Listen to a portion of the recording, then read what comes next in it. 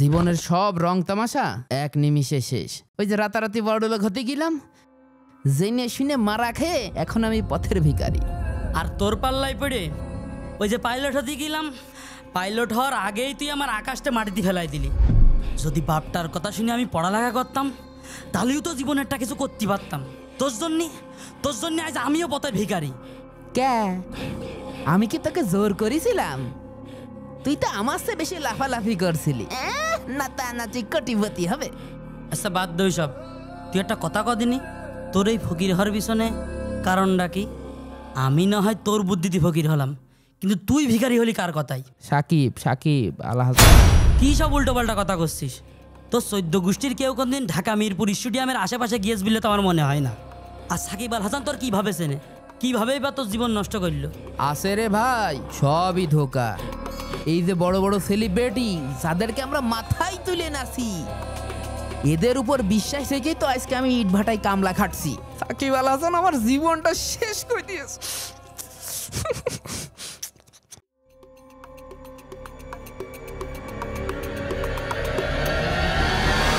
কি রে, তোরা কাজ ফেলে কেন গল্প করছিস কেন?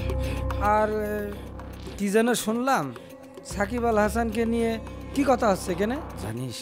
আমি আমার ছোট ছেলেটাকে না ক্রিকেট ক্লাবে ভর্তি করিয়েছি। ওর একটাই স্বপ্ন, ছেলে আমার বড় হয়ে সাকিব আল হাসানের মতন বড় ক্রিকেটার হবে, দেশের নাম উজ্জ্বল করবে। এই কাজ ভুলেও করেন না ম্যানেজার সাহেব। ওই লোকের ছায়া থেকে আপনার সন্তানকে দূরে রাখবেন। ওই সাকিবের জন্যই আমার জীবনটা শেষ হয়ে গেছে। এ কেমন কথা বলছিস তুই? সাকিব আল হাসান আমাদের দেশের গর্ব, দেশের কোটি কোটি মানুষের হৃদয়ের স্পন্দন, আর তুই তাকে নিয়ে বাল। মানে বাস্তবতা আপনারা জানেন না ভাই। কিসের বাস্তবতা? কি জানিস তুই? হ্যাঁ, তাহলে শোনেন।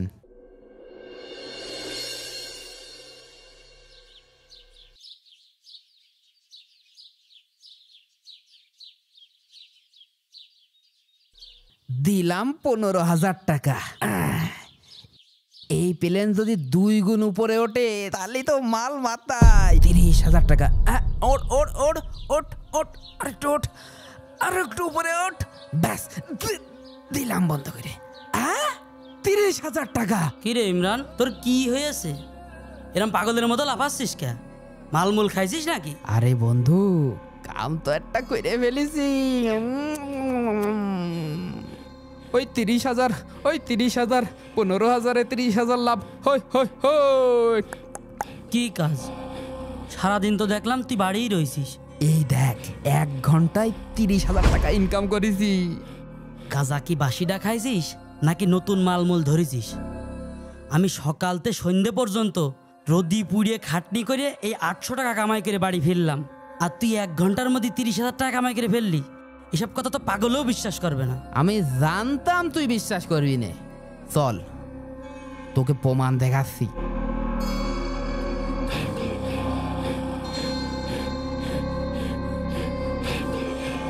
এই দেখ, 30,000 টাকা। জীবনে পড়াশোনা করে পাইলট হতে পারেনি তো কি হয়েছে?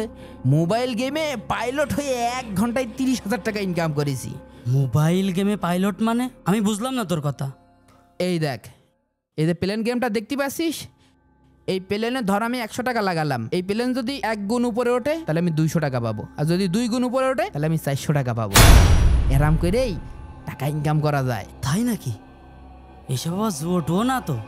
আমার কিন্তু ভালো ঠেকছে না। কাজ না করেই এত টাকা দিচ্ছে? আরে দূর বোকা, জুয়া হতে যাবে কেন? এইটাকে অনলাইন গেম বলে। আর এই যে গেম বাংলাদেশের কোটি কোটি মানুষ খেলে। আর তুই মোবাইলে শুনিসনি মানুষ গেম খেলে বাড়ি গাড়ি করে ফেলছে? আমার খুব শখ, একটা মোটরসাইকেল কিনবো আর একটা ডুপ্লেক্স বাড়ি বানাবো। না, আমার বিশ্বাস হয় না। তুই মিথ্যে কথা করছিস। আমার মনে হয় নির্ঘাত তুই কোনো ভুয়া কোম্পানির ধোকায় পড়েছিস। তা না হলে আমি সারাদিন 8 ঘন্টা কাজ করে এত কষ্ট করে পাই 800 টাকা, আর তুমি 1 ঘন্টা মোবাইল টিপেই। আমি জানতাম তুই বিশ্বাস করবি না। আচ্ছা, তুই আমাদের সাকিব আল হাসানের খেলা দেখিস না? আরে আমাদের এই যে মাগুরা সাকিব ভাই। ভাইকে চেনবো না মানে? সে তো আমাদের দেশে জান। তাহলে এই দেখ, সাকিব ভাই নিজে এই গেম খেলে। এই দেখ উনি কি বলছে। 1xbet, your history, your victory. Shakib ভাই নিজেও এই গেম খেলে? তাহলে তো এটা 2 নম্বর হতেই পারে না। আজকে আমিও খেলবো। খেলবি না মানে? অবশ্যই খেলবি। এখন কি আর মাঠে যাই না জোন দেওয়ার সময় আছে রে? আমাকে দিন ঘুরে গেছে। কালকে আমিও আর কাজে যাব না। মোবাইল টিপে যদি হাজার হাজার টাকা কামানো যায়, তাহলে ওই রোদি পুড়ে ঘেঁষো ঘামায় তো কোনো লাভ নেই। মোবাইলই টেপো। আমার এখনই দেখিয়ে দেখ কিভাবে গেম খেলতে হয়। দে না ভাই। হারামজাদা, 1 মাস ধরে কোনো কাজ কাম নেই, শুধু বসে বসে মোবাইল টিপছিস। এদিকে ঋণের বোঝা বাড়তে বাড়তে আমার ঘাড় ভেঙে যাচ্ছে। 1 লক্ষ টাকা ঋণ করেছিস, সেটা সুদ দিতে দিতে আমার সব শেষ। এত টাকা টাকা করেন কি করতি? মনে হচ্ছে আমি বাড়ি কোনো টাকা পয়সা দিই না। না তুই দিবি থেকে? তুই আজকে হয় আমার জন্য বিষ কিনে আনবি, না হয় ওই জানোয়ারগুলোর টাকা দিবি। তোর জন্য আজ সমাজে আমার মুখ দেখানোর জন্য নেই। সামান্য করে টাকার জন্য আপনি আমার সাথে দিন রাত কুত্তার মতন ব্যবহার করেন। আমি কি মানুষ নাকি আপনার শত্রু? সামান্য কয়টা টাকা? 1 লাখ টাকা তোর কাছে সামান্য মনে হয়? আর তুই যে লুৎফর মহাজনের কাছ থেকে টাকা নিয়েছিস, সে কি মানুষ? সে তো একটা রাক্ষস। ওই 1 লক্ষ টাকার সুদ বেড়ে এখন 1,40,000 টাকায় দাঁড়িয়েছে। কিভাবে শোধ করব আমি এই টাকা?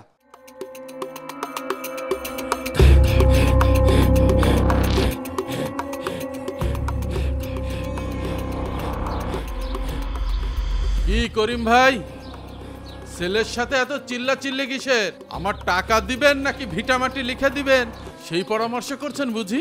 তা কই আমার 1,40,000 টাকা এক্ষুনি বের করো।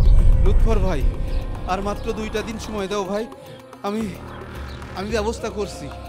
সামান্য কয়টা টাকার জন্য এত নাটক করছেন কি করতে? এই নেন আপনার টাকা, আর ভালো করে শুনে রাখেন, আজকের পর থেকে আমার বাড়ির আশেপাশে যেন আপনাকে না দেখি। কি রে, তুই এত টাকা কোত্থেকে পেলি? করিম ভাই, এটা তো টাকা। এটা যতই মুচড়ানো হোক, ছিঁড়া হোক, পানিতে ফেলা হোক, এটা দিয়ে টাকার গন্ধই আসবে। আর শোনো ভাতিজা, কি তুমি যে কোন প্লেন উড়িয়ে টাকা ইনকাম করো তা কিন্তু আমি ভালো করেই জানি। আজকে যে টাকাটা পায়ের কাছে ফেলে বেয়াদবি করলে, একটা কথা মাথায় রেখো, দরকার পড়লে কিন্তু আবার আমার কাছেই আসতে হবে। তখন কিন্তু বাপু তোমার প্লেন আর আকাশে উড়বে না। চাচা চাচা, এই দেখেন গাড়ি তো একটা কিনেই ফেললাম। Suzuki monotone latest version, 2 lakh টাকা নিয়েছে। তো তোর এত টাকা? আরে চাচা, আমি একা কিনিনি তো, আমি আর আপনার ছেলে 2জন শেয়ারে কিনেছি। তোরা যে এত টাকা কোথায় পাচ্ছিস? আমার তো কিছুই মাথায় কাজ করছে না। এখন সর্বনাশের পথে হাঁটছিস তোরা।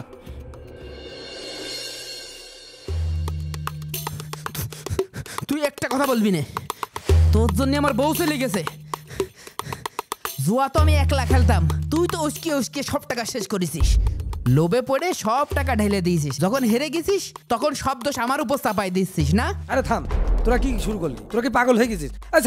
ছাড়, আমি তোদের কিছুই তো বুঝতে পারছি না। তোরা কিছুদিন আগে নতুন একটা বাইক কিনলি, এক কথায় মহাজনের 1,40,000 টাকা ফেরত দিয়ে দিলি। তোদের তো এখন কোটিপতি হয়ে আরামে বসে থাকার কথা। তাহলে তোরা ইট ভাটায় কাজ করছিস কেন, আর মারামারি বা করছিস কেন? আর কোটিপতি যে গু খাওয়া কাজ করেছি, কপালে কি আর কোটিপতি লেখা থাকে? আমি কি তোকে প্লেন গেম খেলতে সাদাসাদি করেছিলাম নাকি? তুই তো তোর নিজের ইচ্ছায় খেলেছিস। এখন যেই তুমি টাকা হেরে গেছো সেই শব্দ সামান না? তুই তো আমার সাকিব আল হাসানের ভিডিও দেখে আমার লোভ ধরাইছিস। তুই তো কইছিস এই প্লেন আকাশে উড়লেই লাখ লাখ টাকা। আরে থাম তো, সাকিব আল হাসান, জুয়া, প্লেন সবই তো বুঝলাম, কিন্তু তারপর কি হলো? কিভাবে তোদের এই অবস্থা হলো সেটা বল।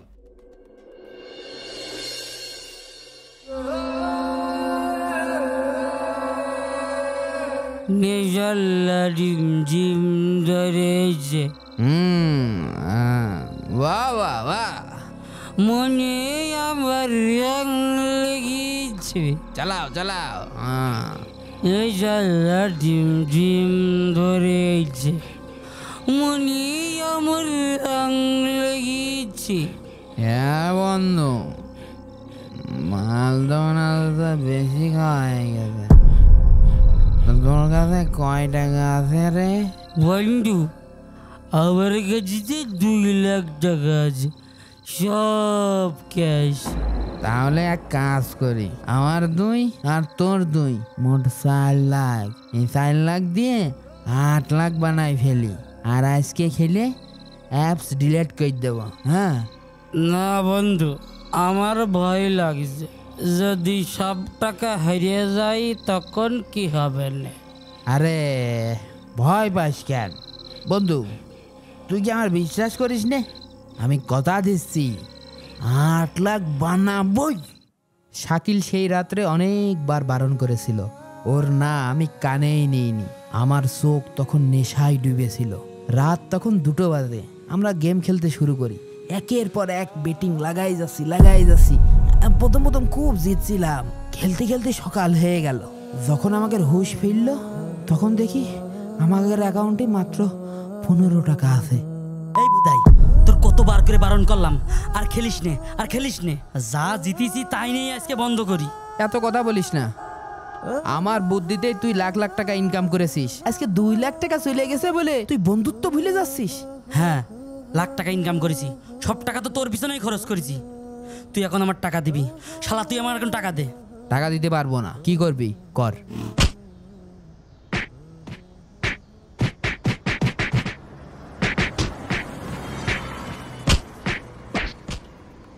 কি গো বাপু, প্লেনের তেল শেষ হয়ে গেল নাকি? লুৎফর ভাই, আপনি তো আমাকে জানের ভাই, আমাদের বাসান। আমাদের আর 2 লাখ টাকা ধার দেন, কথা দিচ্ছি সব টাকা একবারে শোধ করে দেবো। কি বললি? আমি তোদের জানের ভাই? সেদিন যে আমার মুখের উপরে টাকাটা ছুঁড়ে মারলি, মনে নেই? ভাই, এবারের মতো মাফ করে দেন ভাই। আপনি তো জানেন, আপনার কাছ থেকে টাকা নিলি সেই টাকা আমরা সুদি আসলে সময় মতো ফেরত দিয়ে দিই। আমাদের 2 লাখ টাকা হাওলাত দেন ভাই। আজকের ভিতরে 4 লাখ টাকা বানায় সুদি আসলে আপনার 2 লাখ টাকা ফেরত দিয়ে দিবানে ভাই। তোদের এই ফাঁকা আওয়াজ আমার ভালোভাবে চেনা আছে।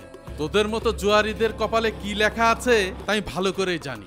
শোন, আমার কাছ থেকে নতুন করে যে 1.5 লক্ষ টাকা নিয়েছিলি, আগামী 2 দিনের ভিতরে ফেরত দিবি। তা না হলে তোদের দুটোরই হাতের কবজি আমি কেটে নেব। তা সর এখান থেকে। এখন আমরা কি করব? গ্রামে ফিরে যাওয়ার আর কোনো পথ নেই। আমরা যদি গ্রামে ঢুকি তাহলে লুৎফর মহাজন আমাদের হাত কেটে নেবে। ঋণের টাকা পরিশোধ করার ক্ষমতাও আমাদের নেই, আর সেই প্লেন উড়ানোর সাহসও আমাদের হচ্ছে না। জীবনটা এখানেই শেষ। আমাদের মসজিদের ইমাম সাহেব কত আগেই নিষেধ করেছেন, আমরা তার কথা কানেই তুলিনি। তার মানে সাকিব আল হাসান দেশের এত বড় একজন তারকা হয়ে জেনে শুনে দেশের এত বড় ক্ষতি করছে? আমি তো আমার ছেলেটাকে ওর মতনই বানাতে চাইছিলাম। কাদের ভাই, সাকিব আল হাসান তো নিজেই দেশে থাকে না, সে থাকে বিদেশে। এ দেশের মানুষের কি হলো, কেউ মরল কি বাইসলো, তাতে তার কোনো কিছু আসে যায় না। টাকার জন্য সে যে এমন জুয়ার বিজ্ঞাপন করেছে যা হাজার হাজার ইয়াং জেনারেশনের জীবন নষ্ট করে দিচ্ছে। তাই আমি আপনাদের সবার কাছে হাত জোর করে অনুরোধ করছি, অনলাইন জুয়ার ফাঁদ থেকে দূরে থাকুন।